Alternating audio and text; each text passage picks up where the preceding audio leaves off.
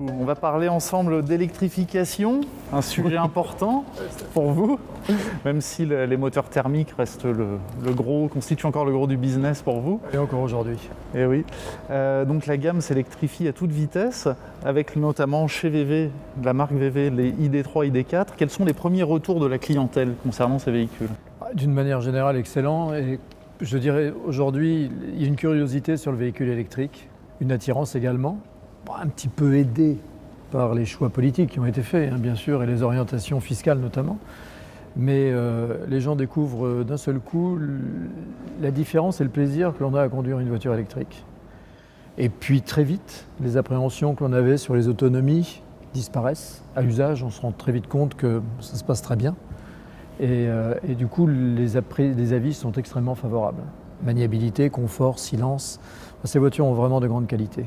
C'est-à-dire qu'on ne revient pas en arrière une fois qu'on y a goûté ? Non. On ne reviendra pas en arrière une fois qu'on y a goûté, pour deux raisons. D'abord parce que souvent on fait ce choix de l'électrique dans le cadre d'un usage bien spécifique. Aujourd'hui, on est encore sur un usage plutôt urbain, périurbain, et c'est extrêmement commode. Finalement très pratique, on arrive à rouler presque une semaine sans avoir à recharger. Et puis avec le temps, la technologie va évoluer, les systèmes de batterie vont évoluer, les autonomies vont donc grandir, les infrastructures se mettent en place et l'usage d'une voiture électrique demain sera quasi équivalent à celui d'une voiture thermique. Donc le retour en arrière sera très compliqué, voire impossible. Les infrastructures se développent suffisamment rapidement à votre sens ? Non, absolument pas. Vous savez, ça fait plusieurs années maintenant que régulièrement on a des rencontres avec les politiques et on leur explique que mettre des bonus sur la voiture électrique, c'est une bonne chose, c'est bien. Mais quelque part, on pouvait se demander s'il ne valait pas mieux au début utiliser l'argent pour créer les infrastructures nécessaires pour exploiter ces voitures-là. Donc il y a eu beaucoup d'engagement de la part du gouvernement avec des dizaines, voire des centaines de millions d'euros annoncés qui ont mis un petit peu de temps à se concrétiser. Bon, aujourd'hui, c'est le cas. Très clairement, le ministère des Transports et Bercy ont fait ce qu'il fallait pour que ça puisse se mettre en place. Mais ça se met en place aussi grâce aux initiatives privées. Donc le groupe Volkswagen et ses partenaires, dans le cas de Ionity, ont déjà eux-mêmes lancé un très gros programme d'électrification, de pose de bornes de recharge ultra rapide sur autoroute. Maintenant, on voit les pétroliers qui commencent à s'y mettre et les partenariats qui se signent entre le privé et le public pour arriver à mettre en place ces infrastructures. On est en retard, mais l'accélération va se faire. Vous disiez que les clients ne reviendront pas en arrière, les constructeurs non plus. Non. Le groupe Volkswagen encore moins, vu les investissements. Ce qui signifie que le TDI va être remplacé par le i. Qui des trois va remplacer la Golf, ID4 va remplacer le Tiguan à court terme ? À court terme, non, à moyen terme, oui. On peut commencer à considérer cela. Effectivement, il y a des programmes d'investissement sur les nouvelles gammes de voitures électriques. Là, on parle de la marque Volkswagen, mais chez Audi, on a commencé par le haut. Et aujourd'hui, on va lancer le Q4, qui est un véhicule de la taille d'un Q3, un petit peu plus grand qu'un Q3, qui est entièrement électrique. Skoda lance l'Enyaq. Donc oui, voilà, les gammes aujourd'hui se construisent en parallèle des gammes traditionnelles. Et petit à petit, l'électrification va prendre le pas, puisque le groupe prévoit à 2030 de vendre environ 70% de ses voitures en Europe en électrique. Et les 50% franchis quand ? Le cap des 50%, il devrait être franchi. Ça va s'accélérer fortement sur la fin.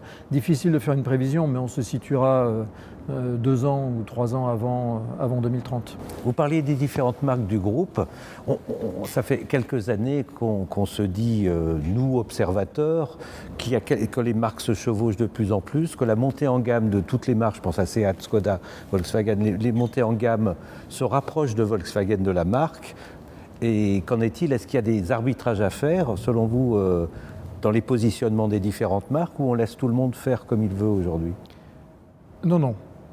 Tout le monde ne fait pas comme il veut, absolument pas. C'est vrai que historiquement, Volkswagen est devenu un peu la marque pivot, la marque repère dans le groupe.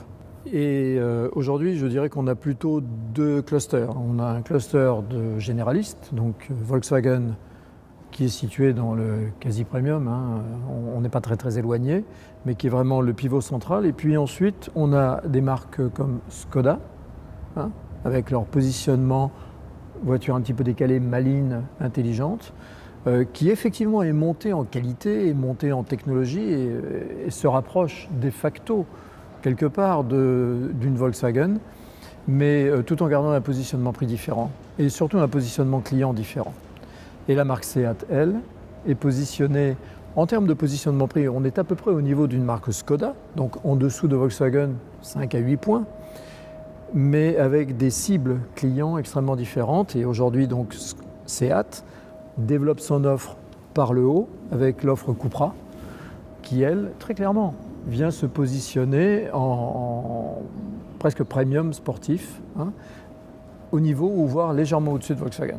Ce qui voudrait dire que le positionnement de Seat par rapport à Skoda se fait par l'âge? Se fait par la clientèle, pas que par l'âge. Les profils de clients, l'âge peut jouer, effectivement, mais plutôt par les profils de clientèle. Certains étant plus conservateurs, d'autres étant plus avant-gardistes, entre guillemets, mais chacun y retrouve son image, le contenu, l'image qu'il souhaite projeter. En fait, vu de l'extérieur, ça paraît très compliqué, mais je dois quand même dire une chose. Quand vous regardez l'histoire de l'automobile, le groupe Volkswagen est quand même le seul qui a su gérer autant de marques, on parle de 13 marques aujourd'hui, sans jamais en perdre une en cours de route. Ce qui n'a pas toujours été le cas, notamment des grands groupes de l'autre côté de l'Atlantique. Donc aujourd'hui, chaque marque a sa place, son profil de client. Et puis sur la partie plus haut de gamme, vous retrouvez bien évidemment Audi, puis Porsche, chacune avec également là une offre produit bien caractérisée, une ampleur de gamme bien supérieure chez Audi naturellement. Et puis au-dessus, et en parallèle de Porsche, vous retrouvez des marques comme Lamborghini et dans le luxe Bentley. Il y a eu beaucoup de rumeurs de vente autour de Lamborghini, autour de Bugatti. Où en est-on aujourd'hui? Il y a toujours autant de rumeurs qui circulent. Vous savez, ça fait très très longtemps qu'il y avait des rumeurs de vente. On a tout voulu vendre. On a voulu vendre Ducati, on a même voulu vendre Seat à une époque. Il y avait des rumeurs qui circulaient. Les marques sont là, sont toutes là. On organise des rassemblements de marques, je dirais, autour d'un centre de compétences. Mais les marques sont toutes là. Lamborghini vient d'ailleurs de présenter son plan à 10 ans et voilà, il est très clair. Je reviens aux voitures électriques et hybrides. Aujourd'hui, on a des hybrides micro, des hybrides rechargeables, l'électrique. On s'y perd un peu, le consommateur s'y perd vraiment. Est-ce que vous n'avez pas une part de responsabilité dans votre discours, dans votre communication, vous les constructeurs? Et comment pouvez-vous éclaircir les choses? Oui, je préfère le terme « vous, les constructeurs », parce que j'avoue que le groupe se tient délibérément en dehors de cette tendance qui conduit à essayer de confondre un peu tous les genres. Bon, la micro-hybridation n'a strictement rien à voir avec une hybridation. Quand certains disent qu'un hybride se recharge tout seul, c'est vrai et c'est complètement faux. Voilà. Je crois qu'aujourd'hui, en fait, dans l'esprit du public, il y a clairement l'électrique, l'hybride rechargeable, qui lui est maintenant clairement compris, bien positionné. C'est une voiture qu'on est capable d'utiliser en purement électrique, et qui, sur les longues distances, travaille comme une hybride classique. Et puis après, il y a les technologies qui permettent de réduire les émissions de CO2. L'hybride en est une, la micro-hybridation en est une autre, moins efficace que l'hybride bien sûr, mais c'est une évolution technique, plus qu'autre chose. Pour moi, la véritable hybridation, c'est l'hybridation rechargeable, qui permet vraiment d'avoir une voiture polyvalente aujourd'hui.